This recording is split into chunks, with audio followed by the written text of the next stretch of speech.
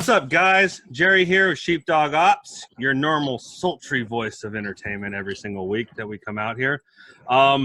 We've actually got a great guest on here. Andy's coming on from are you out in Alabama right now, sir, or are you across straight lines? Yeah, no, I'm out in Kansas. Out in Kansas. So he travels a lot. So we'll get into that here in a second.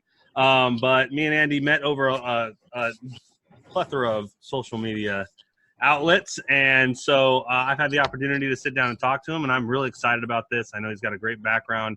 I know he's doing some great things now and for the future generations of veterans that are out there, and I'm really excited about this. So, Andy, without further ado, I want to give you an opportunity to introduce yourself. When you enlisted, signed up, did everything you're doing, what you're doing now, and then we can get into it. All right. Well, as I said, my name's Andy. I'm from Alabama. I joined the Marine Corps at the age of 17. Right out of high school, I turned 18, and then I shipped out to Parris Island. Signed up to be a combat engineer, but the Marine Corps had different thoughts for me. So I ended up in the engineer field, but I was a 1391 boat fuel specialist. Done my 4 years, stationed out at Camp Pendleton, California. So I've been out there and lived that Cali life for a while. Oh, I'm sorry. It was probably expensive then too. Yeah. I got plenty of people that I know that live that life, and that's it ain't cheap, especially down there in that SoCal area. So for us, obviously I'm an Air Force guy, and I may not know what your job was. Can you expand on that a little bit, so that way, not just for myself, but for the listeners, they understand what you did and what you were doing? So essentially, we supported the grunts by giving them fuel. Whether it be in their Humvee, helicopters, whatever the case may be. Boat fuel specialists actually set up forward air refueling points. So, of course, during any of the different tours that some of the men and women may have done, there are definitely some 1391 boat fuel specialists out there helping them out. So No, absolutely. If it takes gas, diesel, jet fuel, there's a strong chance to come from some combat engineering fields for the boat fuel specialists. Hey, that's awesome. You know what? I've run across quite a few career fields doing what I'm doing now, and I think you're the first. You're the first one that's told me that that's what you specialized in, really. And it's one of those things that people don't realize how important it is until you don't got it. Well, that's true. It's not something I wanted to do, but it's a very vital role in us moving forward. I mean, without fuel, you don't go anywhere. So that is the truth. By all means, the truth. I used to do aircraft. I used to catch and send out aircraft on the flight line, and you talk about people that you need more than anything. It's really the fuel guys are always number one on the list of the first people called out there. They're sitting waiting for planes to come back so that way they can go out again. So that's right. You ain't wrong. You ain't wrong at all. Yeah. All right, guys. So Andy, what year did you sign up again? I served from 01 to 05. Okay. And so was that shortly before or after this tragic event that we had happen, that we just had an anniversary for? So actually, I was in boot camp when 9/11 happened. Okay. So 18-year-old scared young man I was. I don't blame you, and I'm assuming you're hearing all sorts of terms and things that you weren't expecting or used to, because in reality, because I'm a little bit younger than you.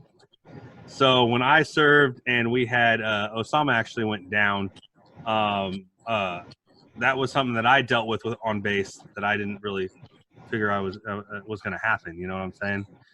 And it throws you for a whole loop when everything goes crazy. You get different codes, get different things going on. What was going through your mind when that happened? Obviously, and you're fresh, you're young, you're green. I mean, it was just one of those things. My heart sunk because of what was actually going on, and then, of course, from a selfish standpoint, what am I about to endure? Yes, I signed up to join the Marine Corps on my own, never talked to another branch of service. But, here we go kind of deal. What are we going to do? What does the future hold for me? Where am I going to go? How long am I going to be gone? But unfortunately, I had some operations done on both my legs that kept me from actually serving. But at that point in time, nonetheless, it was very nerve-wracking because, we were just going on with everyday activities, part of, Marine Corps boot camp. And then next thing you know, we're called into the squad bay and sat down in a big, semicircle, and senior drill instructor breaks the news, and I don't know. Everybody was somewhere, but that's where I was, and it was freaking scary. I don't blame you. You already had to be slightly crazy to join the Marines to begin with, but then to be sitting there realizing what you signed up for, where you're willing and what you're willing to do, and in all reality, guys, we'll bring this straight to light. Shit pops off because that's what happened. Shit popped off, and that's gotta be crazy for you to have to deal with that, to have to go through that, and be a kid by yourself while they're still trying to break you down. Because I know what boot camp's all about. That's all they're trying to do. Right. So what was the mental capacity trying to be broken down, trying to deal with this thing, and then make sure you get through it, right? Well, so that was pretty much halfway through my phase. I graduated from boot camp October 19th. So just a little over a month later, I was graduating from boot camp. So it really wasn't much of a transition. It was more so the heads up thing. We all kind of talked amongst ourselves and cried and hugged and wondered what the heck we're about to do. But to be honest, at that point in time, because of that simple fact of them trying to break you down and recreate, from a civilian to a Marine kind of deal, we didn't really have time to focus on it. I mean, you're talking 16, 18-hour days. By the time you hit the rack, it was done. Like, no thoughts were there. You're just out. So in that aspect, it didn't affect us that much because we just knew we had to get out of here. We had to get out of boot camp before we could assess the situation for real. But, like I already said, I didn't end up serving because I had surgery on my legs and all. But I think it was probably discussed more when we got to our MOS schools, more than likely. Because then it's like, this is the last step before we figure out where we're going to the fleet and if we're going overseas, if there's, a true war for real going on and all that aspect,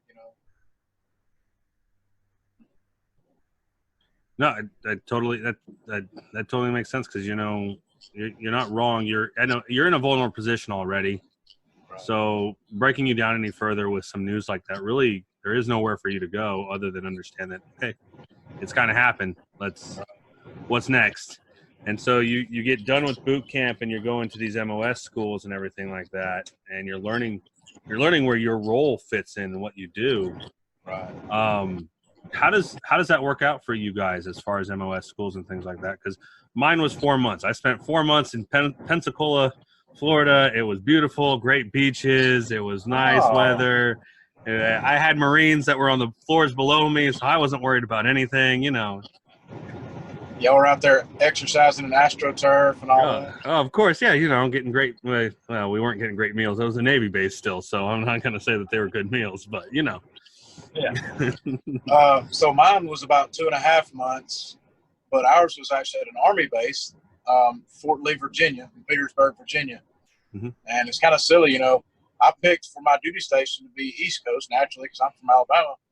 But, I went Parris Island, South Carolina. Then my MOS school was at Fort Lee, Virginia. All right, so let's back up. Okay. You've got Marine combat training before MOS school, which is about a two-week tenure, something like that, maybe 3 weeks, I forget. But that was right outside of Camp Lejeune, North Carolina. Mm-hmm. And then I went to Fort Lee, Virginia. So I went 3 states in a row. I picked the East Coast for duty station, and the fuckers sent me to Cali. But, hey, but yeah, my MOS school was about 2.5 months long, but it was in the middle of winter. And in Virginia, it snows a pretty good bit. Not like, Pennsylvania, New York, but it snows a good bit. Mm-hmm. So we had some fun. But like any of, they're cramming information down your throats. And it's like, when am I going to use this? What are you talking about? I don't care about learning how big a hose it takes to fill this. Because we're still 18, 19-year-old kids, man. We're just doing something. You really don't know what you're getting yourself into. Oh, and of course you're the shit because, you're Marines. So you really don't give a fuck about anything that you're talking about. You just want to get over there and do what you're going to do. Right. Terrorizing towns, things like that, basic things. I actually got in my first fight. I never got into a fight when I was a teenager. I always avoided it, which I try to avoid it now as an older person if I can. But my first fight was at Fort Lee, Virginia, because I watched a gentleman, have no idea who he was, didn't know who the girl was, but he busted a beer bottle over her head. And I said, hell no, not on my watch, baby. Hey, you know what? At that point, I think it's justified. You know, like kicking someone's ass for that kind of stuff. I do security, so I appreciate those guys who are willing to wrap up someone and throw them to the ground because they see them do something wrong. It don't matter. You throw a punch, you deserve to be tossed to the ground. And Yeah. if security can't get there first, anyone else who does it, man, I appreciate it. It makes my job easier because they're already on the ground when I show up. There you And go. I've had to toss some big old boys around, so having someone like you around makes it easier for me. You know what I'm saying? Yeah. I'm here for it, man. Absolutely, always here for it. That's right. So as we're going along, you get done with the MOS school, you go out to Camp Pendleton. You said you did a 4-year term. You Yes, finished sir. out your term. You did all that stuff. What was that? Because I'm assuming not a whole lot happened while you were over there. You didn't get an opportunity to leave, and I know that feeling more than anyone else because that's a hard one. And pardon me. I think that's an important fact to touch on real quick is that feeling of not getting that opportunity, because I know what it's like not to have that opportunity. I know there's a lot of people out there that understand that not having the opportunity kind of makes you feel like you didn't do anything or that you're nobody. Yeah. And I'd love to hear your opinion on that and your thoughts about that, because I know that there's somebody somewhere who just got out, who didn't get a chance to go anywhere, and they're struggling with the same concept, the same issue. You know what I'm saying? Yeah. Well, luckily I did get to do one little thing, but it got halted very quickly by some stupid action of my own. But I did get to go on a field out to Yuma, Arizona. And there's been movies out in Yuma, and I promise you, it's as much of a shithole as you see on TV. It's 120 in the daylight. I guess it's very similar to Iraq, 120 in the day and 30 at night. So, you know, if you're not used to that kind of climate change that fast, everybody freaking gets sick.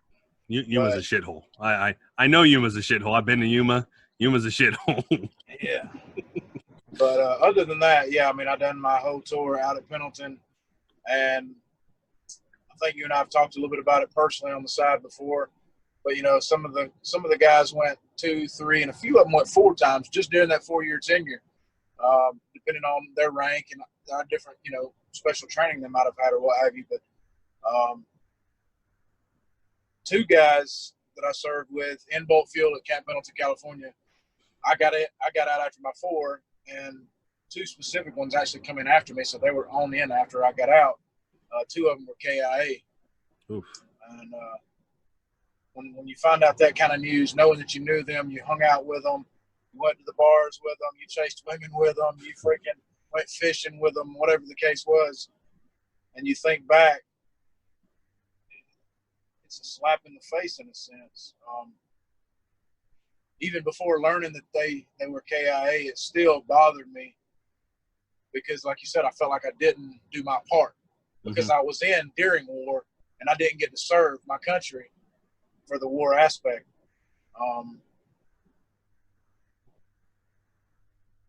I can't say I don't think about it anymore because I do. I'm human. These days, I don't drink anymore, though, and that's helped me tremendously. I put the bottle down 5 years ago. September 6th was the last time I've touched any alcohol. Congratulations, my man. I appreciate it. And that's one of the biggest reasons. There's others, but that's one of the biggest is because when I get to drinking, those demons would haunt me. And I'm telling you, man, I'd get fighting mad. I'd get killing mad, actually, because I'd get to thinking about the stuff that happened to these guys, the stuff that my brothers and sisters had to see while over there. And here I am, you know, broke Dick Andy. I had freaking leg surgeries and a cracked vertebrae and all that, and I didn't get to serve. So all I could really advise somebody is definitely try to reach out. Whether it be, you know, you find me on social media, you want to talk to me, whether it be a fellow vet, no matter what, reach out to somebody. I promise you. There are plenty of people out here who love each and every one of you. And from firsthand experience, like I said, putting down that bottle helped me tremendously with getting over that battle with the demons. Because when I would get a drinking, it would play in my head, and I'd go through an 18-pack in about 2.5 hours.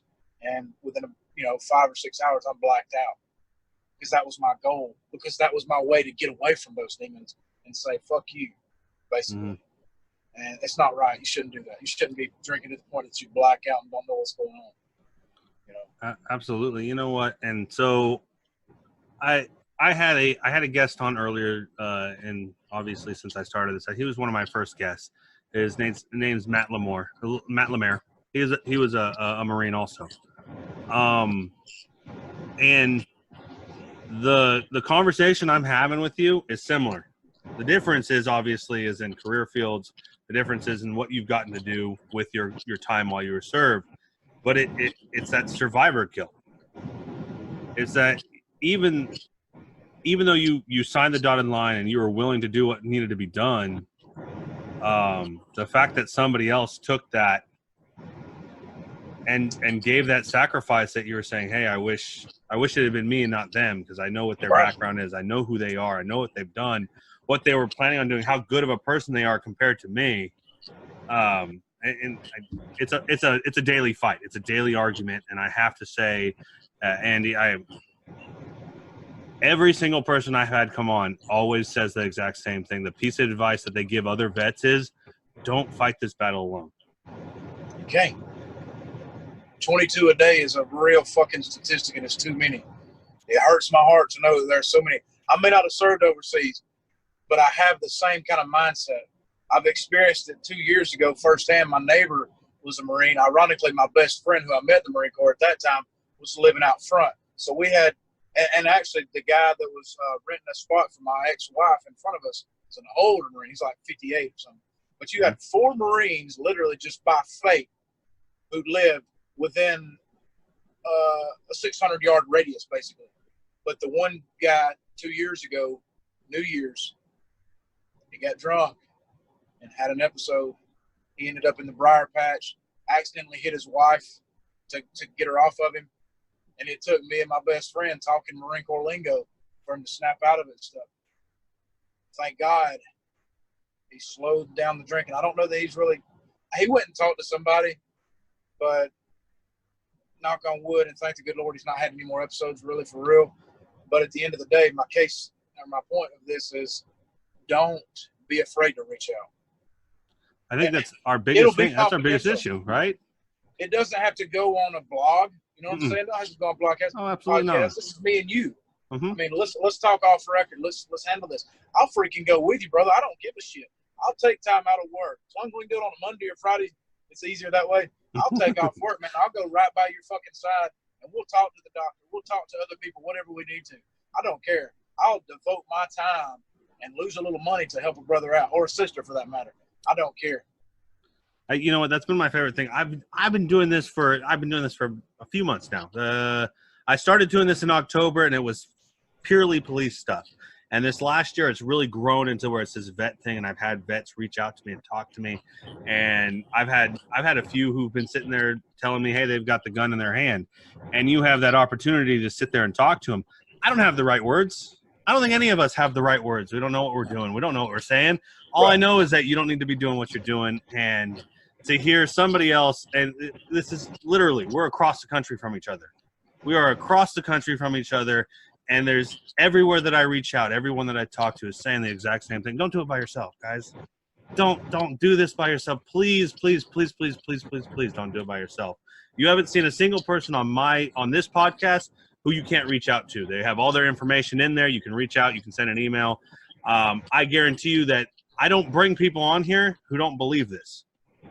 I don't. And there's a reason why I don't. Because if they don't believe that we should be helping each other out, they're not part of this community that we are so happy to be a part of, even though we hate some of the things we have to do, some of the places we've had to be, some of the things we have to say sometimes. So yeah. I appreciate it, and I really, really do. I appreciate you coming on here and confirming what everyone else keeps telling everyone. Don't do this alone. You're fighting things. And there's a big difference between baggage and demons, and I talk about this all the time when I do live streams and stuff like that. Baggage is something you can have people help you carry, and it's not a big issue because it's just weight. That's all that is. Demons are something you have to fight, and fighting alone, you get tired after a while. And you've probably seen it over and over again, especially with the people that you call family, that close-knit group that is the Marine Corps. What you guys have to do, where everyone's been or what they've done is something that you probably reach out more than anything to. Am I wrong? No, you're right. and seeing those demons, right? To me, it's not even the Brotherhood of the Marine Corps. It's the Brotherhood of all branches. To me. Oh, absolutely. I mean, we'll always give each other shit. I mean, it's just human nature. We're brothers. You know what I'm saying? That's what brothers do. We pick and vote. But I wouldn't pick at you if I didn't love you. I don't have to know you to love you. I've got love in my heart. So it doesn't matter to me what branch of service you're in. It don't matter to me what race you are, your sexual orientation. It doesn't matter to me who you freaking vote for. At the end of the day, you're my brother in arms. You're my brother in Christ. I will do all I can to help you until you burn that bridge. Simple. No, absolutely. Absolutely, man. I love it every week. And it's not just here. You know what? I did this. I think we did a Labor Day episode, or no, it was Memorial Day episode earlier this year, and we had the opportunity where it was just me and my my sponsor, Mike. I know he's not here tonight, guys. I'm sorry that he didn't make it. I know he's out doing stuff, pushing the brand for Battle Rattle. But we sat here and we talked about this, and he was only thinking vets, right? And don't get me wrong, I'm a vet. I have a special place in my heart for any single vet, minus maybe the Coast Guard. And I say that jokingly because even the Coast Guard, you know what? We all give them shit, but they still do it their job. They still sign it. They sign a dotted line. They may be the redheaded stepchild, but they sign a dotted line, and they're willing to protect what's here, what's theirs. But I had to caveat this with him because I was like, you know what? We may be vets, and we may be willing to go overseas to do what we do, but you can't forget the guys who are still sitting here at home, and these are your firefighters, these are your EMS, these are your cops, these are your nurses, the people who are still protecting the people right here where we're sitting. And it's a mindset. All of us, you said this earlier, we have a mindset, and it's different. It's different. That's right. And I kind of would like to get into the fact that not only do you have the mindset of the military, but you have a volunteer mindset also, correct? I do. So for the last 3.5 years, I've been a volunteer firefighter, which I've always kind of wanted to get into it. But finally, one day, about 3.5 years ago, I decided, you know what, it's time for me to go right down the road and see what I got to do. It's funny, though. The first thing I asked the chief is, I'm not going to shave my beard down. And he said, as long as you can get a seal on your mask, I don't care. And people on social media occasionally give me a little bit of lip. I've been in 5 burning houses, which is not a lot, but we've got 157 people that live out in my community, okay? Our normal calls are, oh, I fell and I got a scratch. I mean, but I've been in 5 burning houses. One of them was where we done a training exercise. We actually physically went in the house, set the fire in the back room, watched it take over, had one of our true paid firefighters, who's one of the officers in the department, explain some of the different stuff, watched it get over our head, hit it, knocked it back, let it come back, and was doing training. But never once, knock on wood, never once have I had smoke inhalation, not while in the house. Have I been outside and took my mask off and stuff and maybe been a little close, sure. But as far as inside fighting the fire, never once. But anyway, yes, volunteering has always been a big thing for me as well, because it's just another way for me to give back to society and fellow man. In a weird sense, me being a truck driver, I feel like it's me giving back, because 95% of everything that we have here, or maybe more, comes from a truck some way or another. No, absolutely. I got lots of family. You know what? And I got an uncle. He's been trucking for years. He got into a motorcycle accident, and that's when he stopped. But he'd been trucking for years, and in all reality, he was doing it for Save Mart up and down the state. And that's your local produce. That's your local, your gallon of milk that you're getting from whatever farm that's producing it. So I hate to say this, but I think it's an underappreciated profession in all reality, because you've got other underappreciated like farming and things like that actually give you the production. But the guys who get it to where you can buy it, nobody even thinks about that. They just, it shows up at the same or so local supermarket, and that's good enough for me. It ain't magic. We haven't figured that out yet. Plane flies over and it just drops. Yeah, just this nice little cozy landing with ain't how it works. Ain't how it works at all. So we talked about this. Well, we didn't talk about it. I told you what question I was going to ask you when we got towards the end of the interview portion of it. And I would love to hear this, because I know that there's been ups and downs in your life and your careers and everything that you've got going on. But if you were to go back to a 16, 17-year-old self, and you were able to tell yourself one piece of advice, one piece of advice that could change your whole life, what would that be? Pay attention and listen to your elders. It's human nature to be stubborn. People love you. So when you're 16 and 17 years old thinking, you can do anything, which you can, but you're thinking you can do anything already at 16, 17 years old, just go in there and do it. Don't be so naive. When people tell you to pay attention to what you've got going on, listen and try to learn, be a sponge, soak it all up. I didn't. At 16, 17 years old, unfortunately, I was worried about drinking and chasing girls and playing football a little bit. But there's so much that I missed out on. Like nowadays in the trucking industry, it'd be great if I knew more about mechanicking. It's so much cheaper, which I'm an owner. I'm a company driver, not an owner operator. But I'm just saying that even still, there's potential for me to save my boss lady money had I known more about the mechanicking stuff. I don't care what you're thinking you want to go into in life. Pay attention and listen to people who are wiser trying to give you some advice. I'm not saying you got to take it to heart, but listen to what they're saying, analyze it yourself, and really do some research. Because I was just that little cock-strong 16, 17-year-old boy who could do anything he wanted. The world couldn't touch me, And, yeah, I fell flat on my face. That invincibility, man, it gets to all of us. You know what? This is funny is I've talked to so many like retired guys who spent 20 years on a Force or 30 years on a Force or all these, E9s or E7s to E9 that retired. And you're the first one who's actually given the simplest advice that probably, in my opinion, means the most. Because it wasn't until, I lost my grandfather that's something like that I wish I'd listened to. I wish I'd known it back when I was a kid. You know what I'm saying? So Well, you know what? You know everything at 16 years old. You're making A's, B's, whatever in school, and you think you just know it all. But I'm telling you, when your 25, 28-year-old big brother or whatever, or your 35-year-old uncle is trying to tell you, listen, do this, do this, do this, take a minute, listen to what they're saying, analyze it, do a little research, because they're looking out for you. They love you.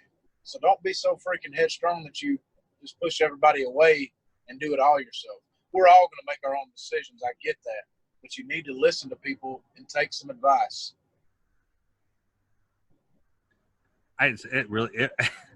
It's like the simplest advice, but it's probably some of the most important stuff that you can think about. Just going back to basics and listening to elders, doing that kind of stuff. I appreciate that, Andy. I appreciate you giving that advice. I appreciate you coming on here telling your story. I want to make sure you get your opportunity because you've got a couple things that you want to make sure they get their name out there that you're attached to. So I'm going to give you the floor. Anything that you want to talk about. I may have some questions, but I know you got a couple things, so go ahead. Yeah. First and foremost, probably the most important thing, because we are talking about veterans, is I'm the assistant team lead for the state of Alabama for a nonprofit called the Fallen Outdoors. We're 100% veteran-owned and managed with a 501c3. In 2009, a little Army green turd started it out in Washington State, and we're in the majority of states now, branched out, and Alabama started out sometime early in 17. And it's kind of simple. Yet again, we're talking about simple. It's kind of simple the way the whole process works, but it works. So there's a regional Facebook group pretty much for the 4 regions of America, if you will. Well, I guess there's technically 5-ish. But anyway, it's kind of Northwest, Southwest. If you're calling the Midwest anything, because they ain't Midwest or jack shit. I just want you to know that. Right? But we've obviously we've been in Alabama. I'm in the Southeast regional. And but we do it via Facebook. You join the closed secret, not closed Facebook group. Anybody can find it, but to join it, you got to actually prove that you're a vet. For us, we post our hunts, our fishing trips, whatever the case may be. But it's just an organization founded with the outlook of somebody needs some help. our brothers and our sisters have done some things. They may not have the access to different places, the funds to do it, whatever the case may be. And we try our damnedest to make it, you know, all inclusive, free to you except for travel, basically. So, you know, for us, and we don't care where you come from necessarily, but we're going to post it in our Southeast Regional for the state of Alabama. But you may come from, you know, Northeast Tennessee, you know, 300 miles away. It doesn't matter. But the point is, we'll post in those groups that, hey, we've got a hunt coming up. This is what you're going to need to bring. We're trying to cover this, you know, room and board's paid for, blah, blah, blah. You provide your way here. We'll get you to the stand, or we'll get you out to the shore, whatever the case is, you know, because the fact is, being in the outdoors is very therapeutic. And there's a lot of our brothers and sisters who've seen some shit, and they need that camaraderie, first of all, especially, you know, in the evening times, whether you are drinking a beer or not. But the fact of being in a little huddle of like-minded people means a lot to a lot of us. That's one of the biggest things I personally miss about the Marine Corps, actually, is having that camaraderie with the guys right there. Mm-hmm. You know, in the civilian world, you're never going to find 15, 20 people that live within 30 miles that can get together often. Well, we all lived in the barracks or right outside of base, whatever the case was. We're right there close by. Mm-hmm. So I think being a part of the Fallen Outdoors is a great thing, because we got that camaraderie with one another when we're able to spend some time. Plus, you go horseback riding, you go skiing out on the river, or whatever the case is, you're getting our fellow brothers and sisters in the outdoors to relieve some stress, put life behind you, put the bullcrap you've seen overseas behind you, and let's just have fun and be in, you know, somebody else's view, if you will, that loves you. Mm-hmm. Like I said, they're in a lot of the states in America. I don't know exactly which one, unfortunately, but again, I represent the state of Alabama as assistant team lead, and we're always looking for fellow vets to join the Facebook group and put their 2 cents in, try to help critique us a little bit, give us some advice, because obviously we're nothing in comparison to a Wounded Warrior project or nothing like that. But we run it a lot different too. But at the end of the day, it's all about helping. Oh, absolutely. It's all about helping people. So, guys, also, so I'm just jumping in real quick. Anything that we talk about right now that Andy's talking about, I'm going to make sure it's going to be in the description of anywhere that you find this. I want you guys to be able to reach out, and I want you to be able to find the right people to talk to. I know we've talked to quite a few people on here who are attached to groups, but if this is something that you want to do, you want to be outdoors, you want that camaraderie, because I know that's huge. That's huge. It's huge. It's huge. Make sure you reach out. I'll make sure that any emails that they provide, or any websites, any Facebook pages, we have the link right there. I want you to find it the easiest way you can. If you're looking for this group specifically and you can't get a hold of it, email me, and I'll make sure that you get in contact with Andy and this group and everything about it, because I wholeheartedly support this kind of stuff.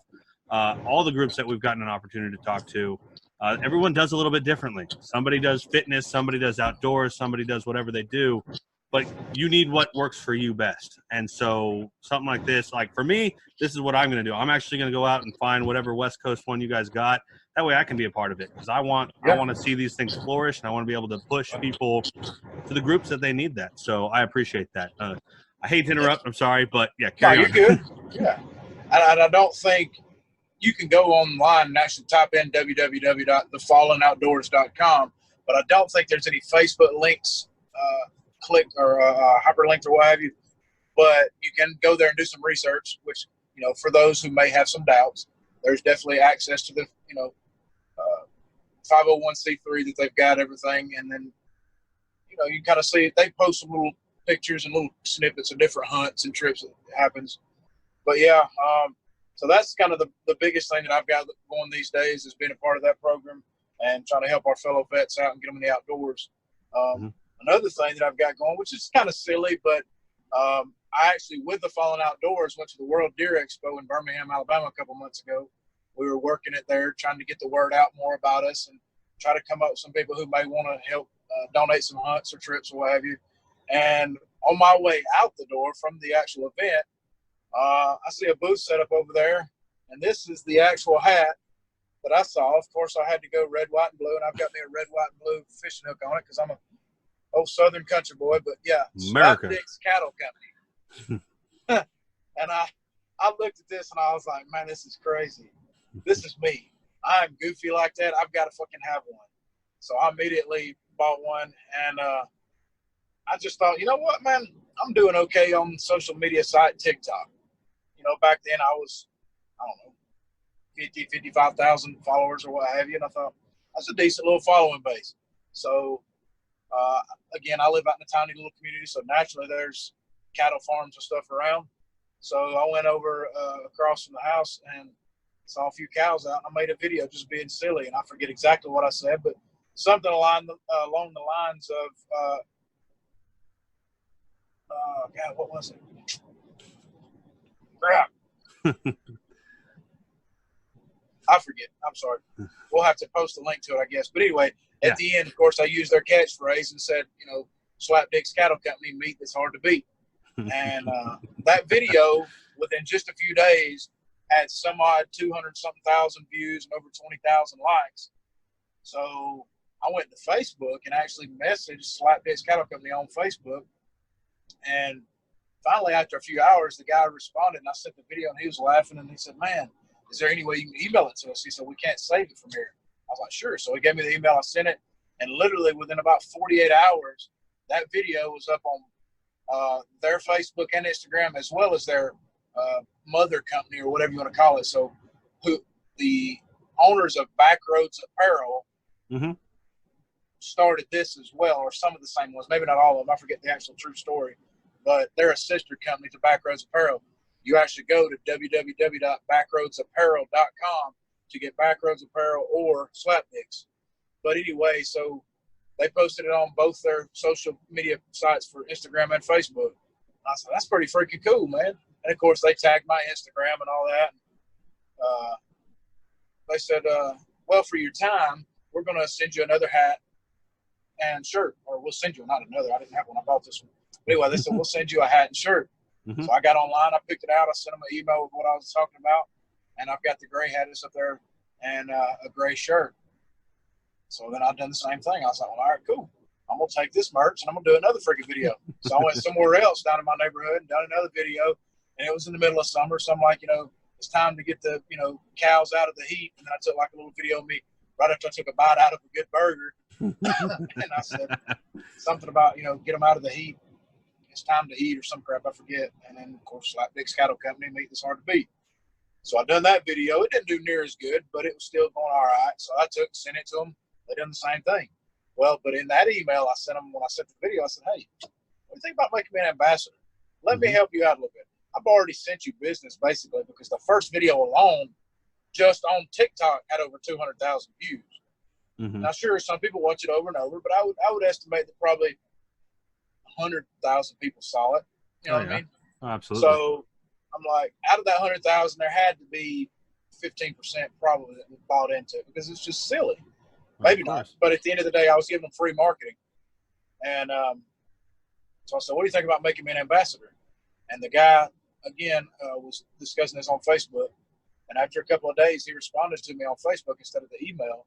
And he said, I have pre-approved you for ambassadorship. Send your email request to such and such.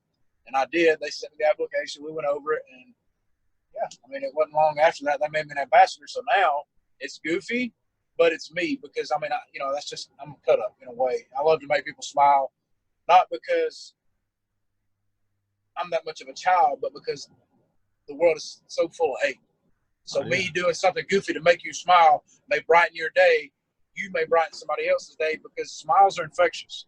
So, yeah, I mean, I've done that. And now I've got a discount code, Bama Andy. If anybody goes to www.backroadsapparel.com, whether they buy Backroads Apparel or Slapdicks, they use code Bama Andy, automatic 15% off. And I'm like, hey, it's a win-win. I'm cool. So, yeah. Hey, that's a hell of a story. That's one way to get in there. You know what I'm saying? Yeah. I did the same thing. That's how I ran into the Battle Rattle stuff. Is we happened to go to school together, and this kid who runs the whole company, CEO Mike. Normally this guy is on here. He liked what I was doing. He said, "Hey, let's work together." And so that's you know what? It's great. It's great how those relationships work, right, man? Yeah. It's simple stuff sometimes. Social media can be a good thing for sure. Absolutely. I got to do a couple. I got to make sure I got my promotions out here real quick, and then I'm gonna then we'll go get out of here. All right. All right, bud. All right, guys. So obviously, every episode that we have here, they're sponsored by BattleRattle.com. You can go find them on Facebook, Instagram, Twitter. They're all over Twitch now. They've got people that are streaming with their logo on there. That's where you guys can find them. You go to their website. They've got great discount codes going on right now. I'm pretty sure they still got the buy two, get one right now going on. I think that code is B2S1. So go over there and check it out. Make sure when you're going into the seller notes, you put in there that Sheepdogops sent you or that Jerry sent you. They'll make sure they get you some free stuff, some extra gear, a couple pins and stuff like that on top of whatever you order with them. And I know that those guys over there are always pumping out ideas. They've got new designs coming out. Make sure you check out their Facebook page because they're really checking that out. They're always pumping out new stuff all the time. New shirts, especially with September 21st coming along. They've got all their Area 51 gear out there. So if you want to go get some of that stuff, and it's all over the place. And as always, you know what? Sheepdogops has their gear there. We've got a couple new designs. This one's actually been pulled. So if you were looking for this, I'm sorry. The only way to get it now is to come on the episode and have an episode with me. Sit down and bullshit with me. And it's an hour of your time just telling your story with me, and you get a free shirt out of it. So, and we'll do it in any thin line that you got. We've also got our other designs out there, our Sheepdogops podcast one. We've got our newest design out there that we may walk among the sheep, but make no mistake, we're the sheepdog. It's a badass design. That design team knocked it out of the park when I sent it to them. So go check that one out there.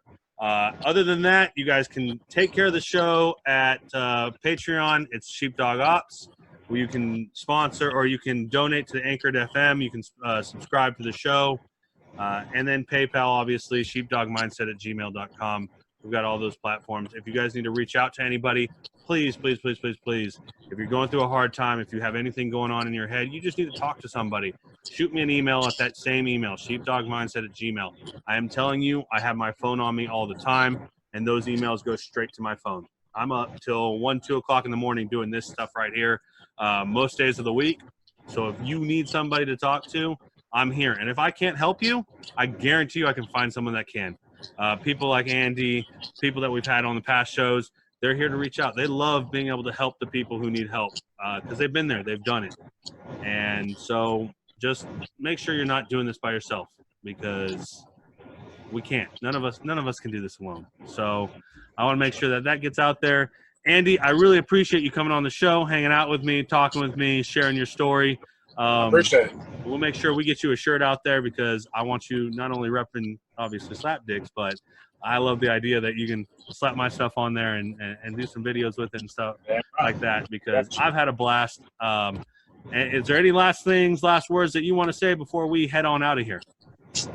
No, the only thing I think we left out is the simple fact that if anybody needs somebody to talk to for real, I'm always on TikTok. If anybody's on TikTok, Bama Andy, very simple. You know, obviously that's where you and I met. And, absolutely. I'm very grateful for that, man. So, yeah, anybody can reach out to Bama Andy on TikTok.